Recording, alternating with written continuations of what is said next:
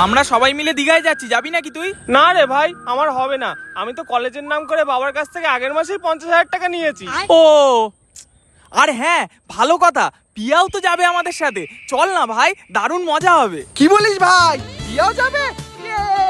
তাহলে তো আমাকে যেভাবে হোক যেতেই হবে। তাহলে এক কাজ কর, তোর বাবাকে এক কল ফোন করেই দেখ না। ঠিক বলেছিস, দাঁড়া 1 মিনিট।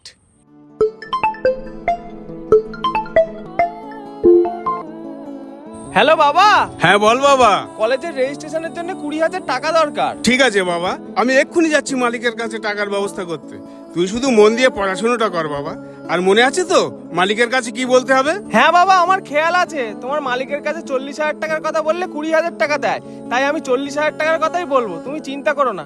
তোদের তাহলে এই 200 করে দিলাম, ঠিক আছে? মালিক একটু কথা ছিল। আচ্ছা, তোদের হিসাব ক্লিয়ার? হ্যাঁ বাবু, হ্যাঁ নমস্কার। যা এবার, ঠিক আছে, বল কি বলবি বল। মালিক, সাগরের পড়াশোনার জন্য 40,000 টাকার দরকার। আগের মাসেই তো রেজিস্ট্রেশনের জন্য 50,000 টাকা দিলাম। কি করব মালিক, জন্ম যখন দিয়েছি কর্ম তো করতেই হবে। আচ্ছা ঠিক আছে, নে কথা বলা। হ্যাঁ বল খোকা, কত টাকা লাগবে? 40,000 টাকা লাগবে। এই নে ধর।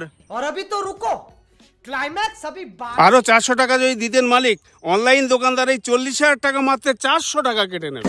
আগে যদি জানতাম এই ঝঞ্ঝাট, জন্মের পরেই ওকে ওই ভাঁটা চুল্লির মধ্যে দিয়ে দিতাম। ধর। রাম রাম রাম, আপনি কি বলছেন মালিক? মানছি সাগর আপনার আর আপনার কাজের মেয়ের অবৈধ সন্তান, কিন্তু আপনার রক্তই তো ওর শরীরে বইছে। আর হ্যাঁ, আপনার মনে আছে 20 বছর আগে সাগরকে আমার হাতে তুলে দিয়ে কি বলেছিলেন? নে ধর, দেখিস কেউ যেন কোনোদিন জানতে না পারে এ আমার অবৈধ সন্তান।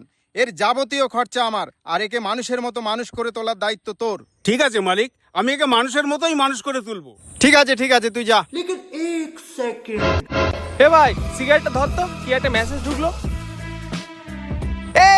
20,000 টাকা মেরেছে, এবার চল দীঘায় পার্টি হবে।